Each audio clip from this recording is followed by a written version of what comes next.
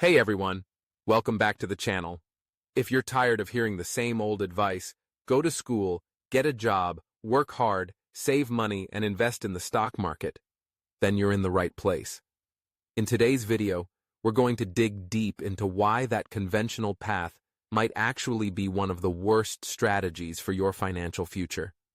We'll explore how the rules of wealth are changing, why traditional thinking is obsolete, and how you can start thinking like a true entrepreneur to create the life you've always dreamed of. But before we jump in, make sure to hit that like button, subscribe to the channel, and turn on notifications so you don't miss any of the insights that could completely shift your financial future.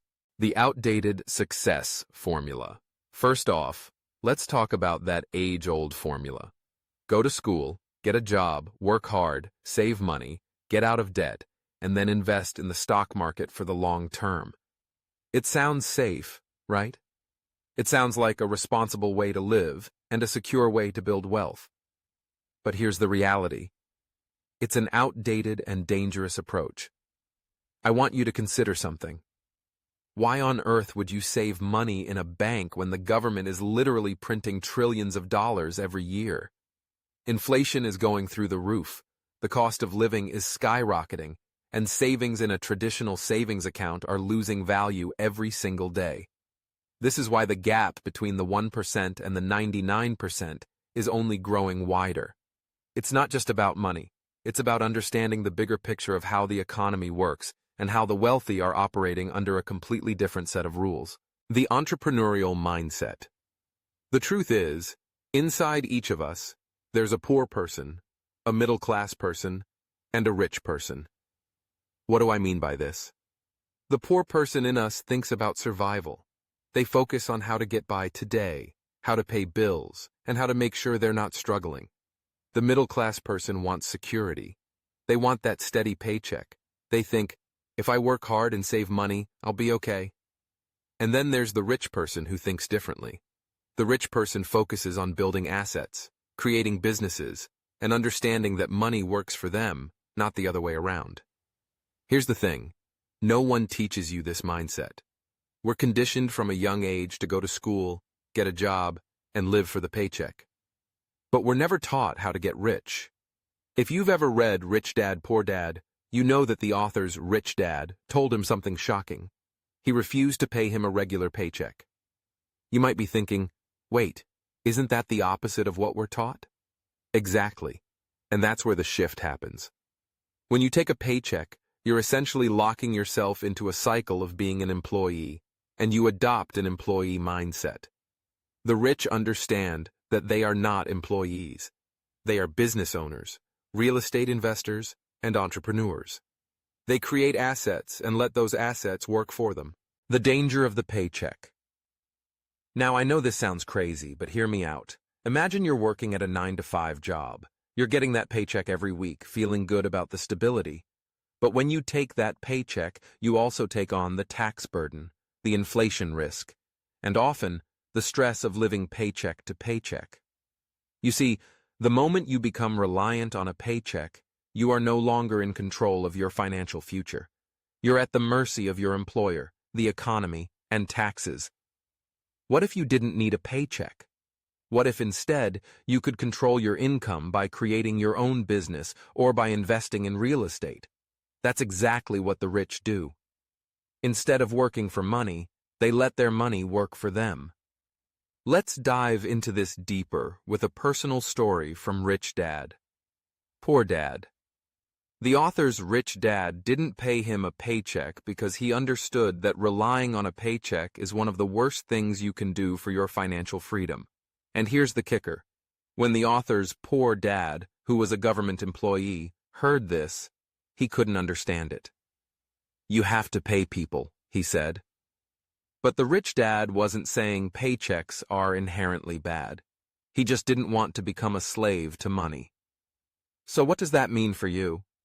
It means you need to stop relying on that paycheck and start thinking like an entrepreneur. The leap to entrepreneurship. But how do you make that leap?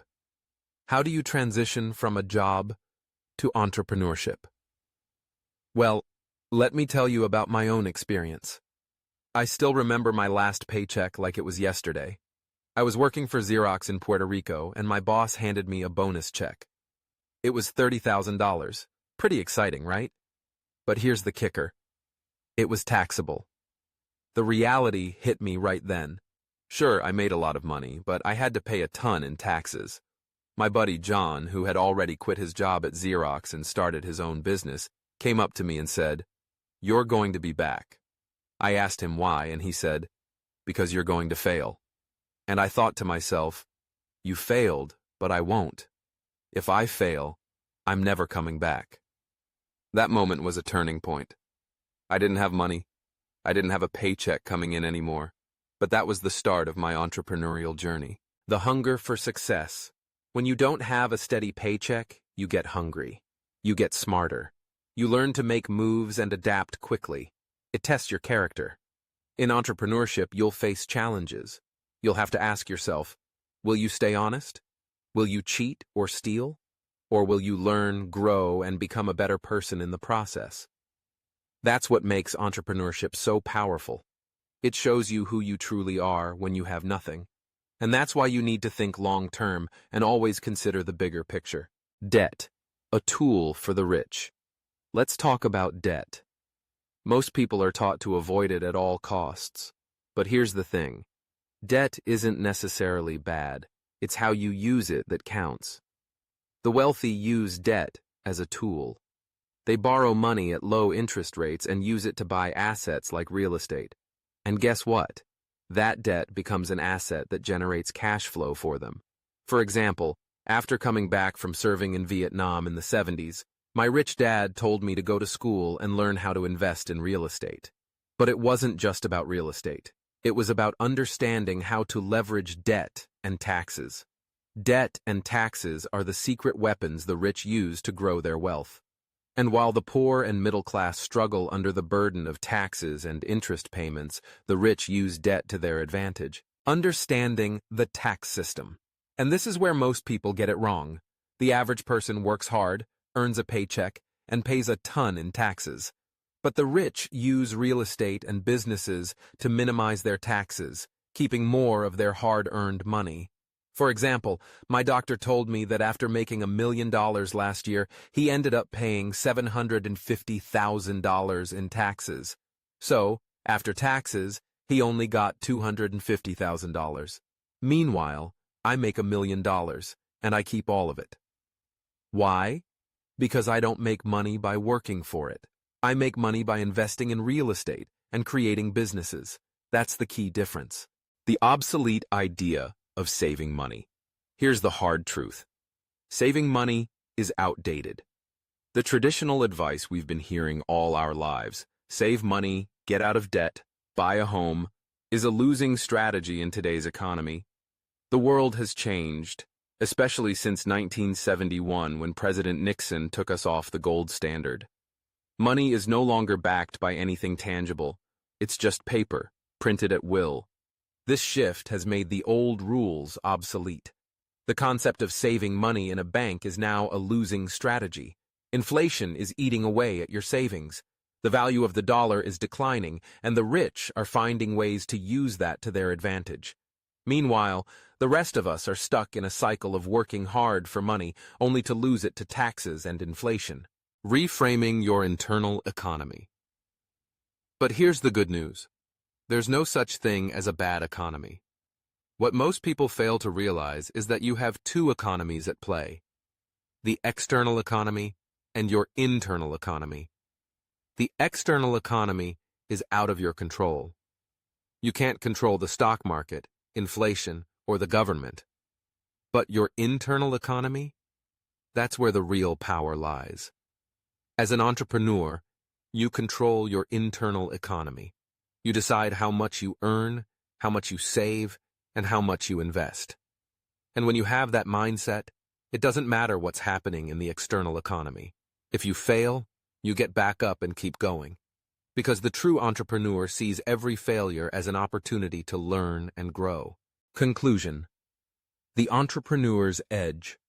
So, in closing, if you want to become financially free, stop following the old rules. Don't rely on a paycheck. Don't think debt is the enemy, and don't save your money in the bank. Learn to think like an entrepreneur, leverage debt, and invest in real estate. Most importantly, shift your mindset to take control of your internal economy.